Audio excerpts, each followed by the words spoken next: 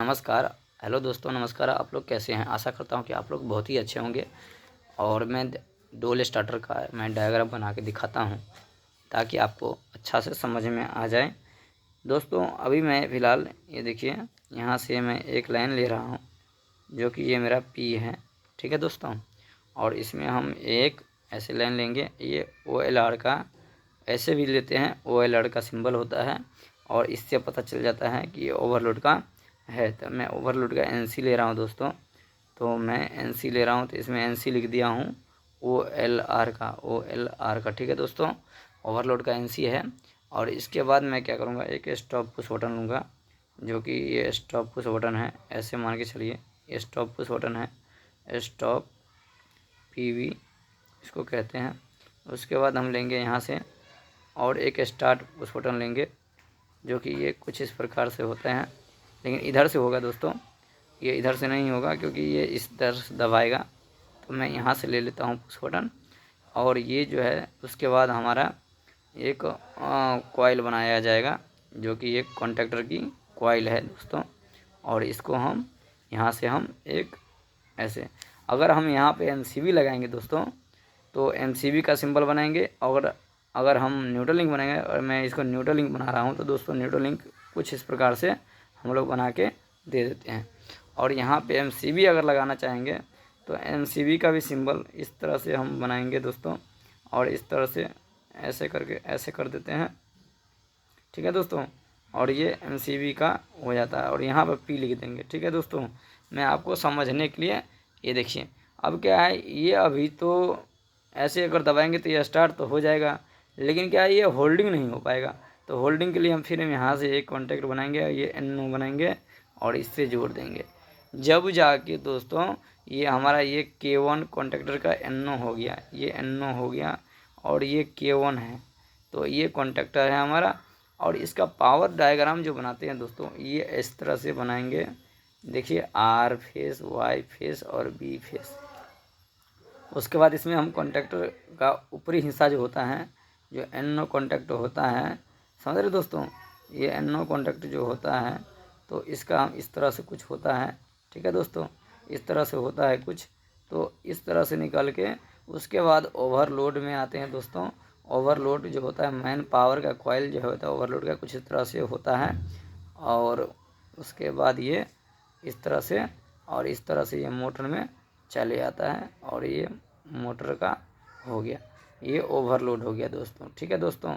तो ये OLR हो गया, ये K1 का पावर कॉन्टैक्ट है, पावर कॉन्टैक्ट है, POWER पावर कॉन्टैक्ट,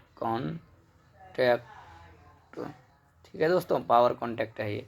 तो इस तरह से आप समझ सकते हैं कि हमारा ये कॉइल हो गया, ये कॉइल, इसको कॉइल लिख देता हूँ, COIL कॉइल, ठीक है दोस्तों, समझ जाएंगे आप। और ये पावर कॉन्टैक्ट है, इसमें मैंने K1 का पावर कॉन्टैक्ट लिख दिया। OLR का पावर कॉन्टैक्ट ये भी है और ये OL का NC है, ठीक है दोस्तों। तो आशा करता हूँ कि आपको बहुत ही अच्छा से समझ में आ गया होगा जो किस तरह से इस पे बनाया जाता है कॉन्टैक्ट, और किस तरह से इसमें हम अगर इंडिकेशन लेने की बात करें, अगर इंडिकेशन लेंगे दोस्तों तो हमें क्या करना होगा, अगर ऑन इंडिकेशन लेना है तो यहीं से हम क्या करेंगे, एक ऐसे करेंगे और यहाँ से ऑन इंडिकेशन ले सकते हैं दोस्तों, ठीक है। ये इंडिकेशन में कुछ इस तरह से कर देते हैं और ये इसको इस तरह से जोड़ देंगे दोस्तों। यहाँ पे A1 नहीं A2 होता है और यहाँ A1 लिखा हुआ होता है। तो A1 पे ये पॉइंट लगाएंगे, इधर से आएगा जो, और A2 पे न्यूट्रल वाला पॉइंट लगाएंगे। और दोस्तों एक बात मैं और आपको बता दूं, ऑन तो हो गया, ऑफ का क्या करें। अगर इसको हम एक बार हटा देंगे फिर भी हमारा ऑफ हो जाएगा। तो एक और कॉन्टैक्ट यहाँ से लेंगे और क्या करेंगे दोस्तों, इस पर हम एक यहाँ पे NO लगाना भूल गए हैं, तो ये K1 का NO लेंगे। जब भी हमारा ये ऑन इंडिकेशन आएगा, ये भी K1 का NO होगा, क्या होगा, K1 का NO। और एक और जो लेंगे ऑफ इंडिकेशन, वो NC होगा, किसका, K1 का NC होगा, ठीक है दोस्तों। और ये क्या होगा, फिर एक और इंडिकेशन यहाँ लगा देंगे और ये हो जाएगा K1 का NC। इसके इंडिकेशन पे X X2 लिखा रहता है दोस्तों, इसके इंडिकेशन पे X2 लिखा रहता है, X1 लिखा रहता है, जो कि 1 की तरफ से ये लगाते हैं। AC DC AC में तो चल जाता है दोस्तों, लेकिन DC में आपको ये चीज़ फॉलो करेंगे जब ही जाके हमारा इंडिकेशन जलेगा। तो ये आपको ज़्यादा से ज़्यादा ध्यान रखना होगा।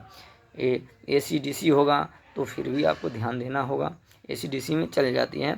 लेकिन अगर ये DC होगा, अगर मान लीजिए ये कॉन्टैक्ट अगर हम DC में रन कराते हैं, AC में नहीं, ये 220 वोल्ट का है दोस्तों, तो यहाँ पे 220 बाय 230 ले लेते हैं AC volt, AC supply SUPPLY दोस्तों।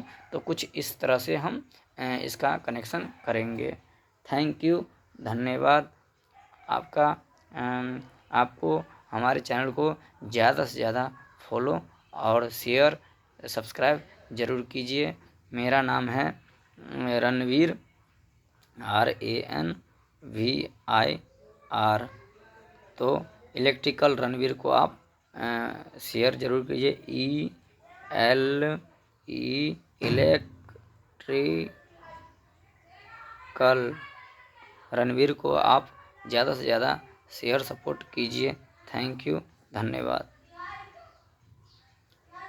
और कमेंट कीजिए ताकि हम आपके लिए इसी तरह का वीडियो लाएंगे। और दोस्तों अगर हम इसमें क्या होता है, अगर हम फ्यूचर के लिए जैसे में होता है ना टर्मिनल, तो हम ये स्टार्ट पॉइंट हम कहीं और से भी कमांड देते हैं, तो ये इस तरह से टर्मिनल लगा होता है दोस्तों उस पर, और यहाँ से भी एक टर्मिनल लगा होता है, और हम इसमें ऐसे जुड़ा हुआ रहता है।